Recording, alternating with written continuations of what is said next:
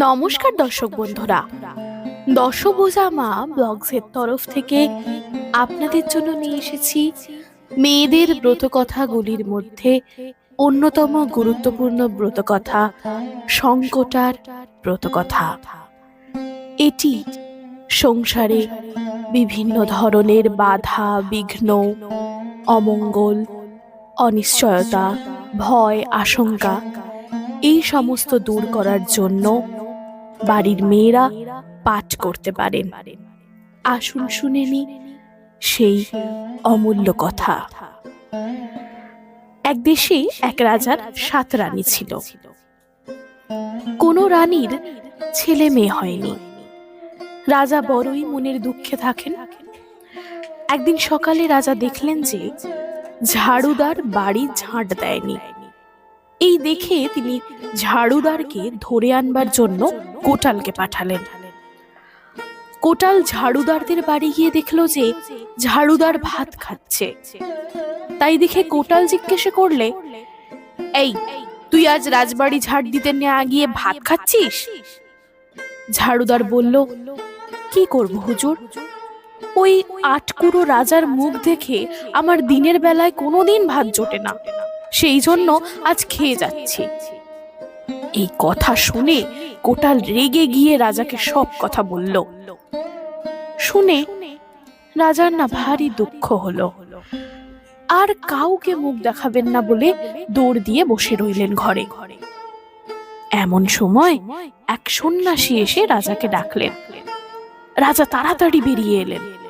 আসতেই সন্ন্যাসী বললেন, শোন, আর তোকে ভাবতে হবে না, এইবার তোর একটা ফুটফুটে ছেলে হবে।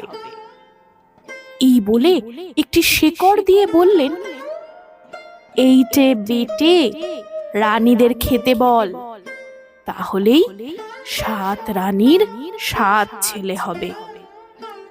আর যে ছেলেটি সবচেয়ে ভালো হবে সেটিকেই কিন্তু আমাকে দিতে হবে। এই বলে সন্ন্যাসী চলে গেলেন। রানীরা তড়ি ঘড়ি সেই শিকড় বেটে খেলো। এমন সময় ছোট রানী এসে বলল, কই, আমায় তো দিলে না। তখন রানীরা বললে, ই বাবা, একদম ভুলে গেছি, তাই তুই শিলটা ধুয়েই খেয়ে নে, তাহলেই হবে। ভালো মানুষ ছোট রানী, কাজেই তাদের কথা মতো তাই খেলো।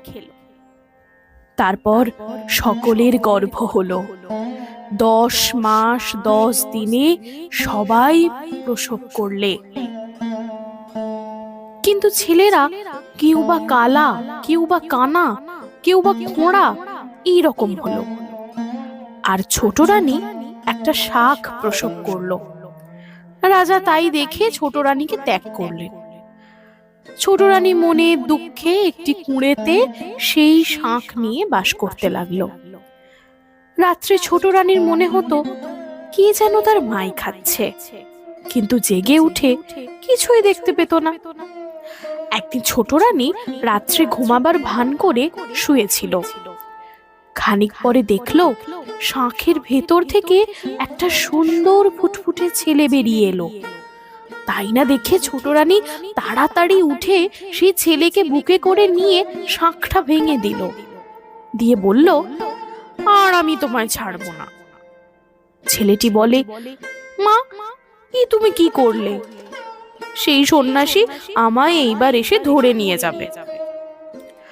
রানীর ভারী ভাবনা হলো। সকাল হতেই রাজার কাছে গিয়ে সব কথা বলে ছেলে কোলে দিল। দিতেই রাজা রানীকে বললেন, আমি তোমায় ভুল করে অনেক কষ্ট দিয়েছি, তুমি আমায় ক্ষমা করো। এই বলে রানীকে ঘরে নিয়ে গেলেন। 12 বছর পর সেই সন্ন্যাসী ফিরলেন। এসে ছেলে চাইলেন। রাজা 6 ছেলেকে নিয়ে এসে বললেন, এই 6 রানীর 6 ছেলে, আর ছোট রানীর একটা শাঁখ হয়েছে, আপনি এর মধ্যে যাকে পছন্দ হয় তাকে নিন। সন্ন্যাসী বললেন, না, এরা তো কেউই সুন্দর নয়। এই বলে একটি শাঁখ বাজিয়ে ডাকলেন, কই, আমার শঙ্খনাদ কই?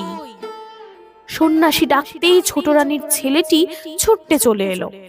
তখন সন্ন্যাসী বললেন, আপনি আমাকে ঠকাবার মতলব করেছিলেন, এই ছেলেটি আমার চাই। এই বলে সন্ন্যাসী ছেলে নিয়ে চলে গেলেন। রাজা রানী চিৎকার করে কাঁদতে লাগলো। রানীর কান্নাতে পাড়ার মেয়েরা রাজবাড়িতে ছুটে এলো। তার ভেতর থেকে একজন গিন্নি সব কথা শুনে ছোট রানীকে বললে, মা, তুমি সংকটার ব্রত করো, তাহলেই ছেলে ঘরে ফিরে আসবে। রানী সেই কথা শুনে শুক্রবারে সমস্ত দিন উপোস করে এক মনে সংকটার পুজো করতে লাগলো। ওদিকে সন্ন্যাসী শঙ্খনাথকে পথে যেতে যেতে বললেন, দেখ, বনের ভেতর দিয়ে একটা পথ আছে, যেখানে ভারী বাঘ ভাল্লুক আছে, কিন্তু খুব শিগগির যাওয়া যায়। আর যে একটা ভালো পথ আছে, সেটা দিয়ে গেলে বড্ড দেরি হয়। তুমি কোনটা দিয়ে যাবে? শঙ্খনাথ বললে, আমি রাজার ছেলে, আমি ভয় করি না, আমি বনের ভেতর দিয়ে যাব। সন্ন্যাসী সন্তুষ্ট হয়ে তাকে সেই পথ দিয়েই নিয়ে গেলেন। খানিক দূরে একটি কালী মন্দিরের কাছে একটি কুঁড়ে ঘরে গিয়ে সন্ন্যাসী বললেন, তুমি কাপড় জামা ছেড়ে স্নান করে এসো, মায়ের পুজো করতে হবে। স্নান করে শঙ্খনাথকে কুঁড়ে ঘরে বসতে বললেন, আর দক্ষিণ দিকের দরজাটা সেটা খোলা রাখলেন, কিন্তু সেই খোলাটা বারণ করলেন, কারণ সন্ন্যাসী কালী পুজো করতে গিয়েছিলেন। শঙ্খনাথের মনে সন্দেহ হলো। সে সেই দক্ষিণ দিকের দরজা আস্তে আস্তে খুলল। খুলে দেখলো একটা রক্তের পুকুরে অনেক মরার মুন্ডু ভাসছে। সেই মুন্ডুগুলো তাকে দেখেই হেসে উঠল। শঙ্খনাথ জিজ্ঞাসা করলে, তোমরা হাসছো কেন? তোমরা কারা? মুন্ডুগুলো বলল, আমরাও রাজপুত্র। এই সন্ন্যাসী আমাদের কালীর কাছে বলি দিয়েছে, তোমাকেও আজ বলি দেবে। তবে উপায়? মুন্ডুরা বলল, যদি আমাদের বাঁচাও তবেই বলবো। শঙ্খনাথ প্রতিজ্ঞা করল। তখন তারা বলল, সন্ন্যাসী যখন তোমায় কালীর কাছে সাষ্টাঙ্গ প্রণাম করতে বলবে, তখন তুমি বলবে, আমি রাজার ছেলে, সাষ্টাঙ্গে প্রণাম আমি জানি না, আপনি আমায় দেখিয়ে দিন। সন্ন্যাসী তখন মাটিতে শুয়ে দেখিয়ে দেবে, আর তুমি তখনই খাড়া নিয়ে সন্ন্যাসীকে কেটে ফেলবে, ফেলে তার রক্ত আর মায়ের ফুল আমাদের গায়ে ছড়িয়ে দেবে। শঙ্খনাথ সব কথা শুনে দরজা বন্ধ করে বসে চুপ করে মা মঙ্গলচণ্ডীকে ডাকতে লাগলো। খানিক পরে সন্ন্যাসী এসে শঙ্খনাথকে দেখে ভারী আনন্দিত হলো। 107টা বলি শেষ হয়েছে।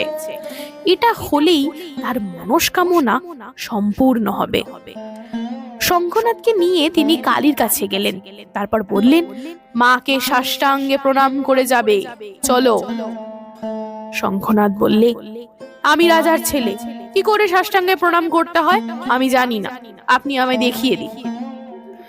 সন্ন্যাসী যেই মাটিতে সাষ্টাঙ্গ হয়ে শুলেন, অমনি শঙ্খনাথ খাঁড়া দিয়ে দুখানা করে দিল মুন্ডু কেটে, ফেলেই সেই রক্ত আর মায়ের ফুল নিয়ে সেই মুন্ডুগুলোর ওপরে ছড়িয়ে দিল। তারা সবাই বেঁচে উঠে শঙ্খনাথকে ধন্য ধন্য করতে লাগলো। সেই দেশের রাজার কাছে এই কথাটা উঠল। রাজা খুব আদর যত্ন করে শঙ্খনাথকে বাড়িতে নিয়ে এলেন। তারপর তাঁর একমাত্র মেয়ের সঙ্গে শঙ্খনাথের বিয়ে দিলেন। তারপর হাতি, ঘোড়া, দন দৌলত, মেয়ে, জামাই সবাইকে পাঠালেন। অন্য অন্য রাজপুত্ররাও চলল সঙ্গে। এদিকে ছোট রানী শুক্রবারে সংকটার ব্রত করে প্রণাম করে উঠেছে। এমন সময় ঝি গিয়ে বলল, মা, তোমার ছেলে বিয়ে করে বউ নিয়ে আসছে। খবর পেয়ে রাজা রানী দৌড়ে গিয়ে ছেলে বউ বরণ করে ঘরে তুললেন। রাজপুত্রদের খাতির যত্ন করলেন। তারপর শঙ্খনাথ তার সমস্ত বিপদের কথা বলল। শুনে সবাই অবাক হলো। রাজা রানী তখন মহা ঘটা করে সংকটার ব্রত করলেন। রাজপুত্রদের সকলকে এই ব্রত করতে বলে দিলেন। ছোট রানী বেটা বউয়ের মাথায় শঙ্কটার অর্ঘ্য ছুঁইয়ে দিলেন। রাজা তার রাজ্য সকলকেই এই ব্রত করবার হুকুম দিলেন। রাজপুত্রেরা সকলেই যে যার রাজ্যে চলে গেল। ক্রমে মা শঙ্কটার ব্রত দেশে দেশে প্রচারিত হলো। সকলেই বাঞ্ছিত ফল লাভ করতে লাগলো। আপনারাও করুন এই মা শঙ্কটার ব্রত এবং সমস্ত রকমের বাধা বিঘ্ন থেকে দূর হন।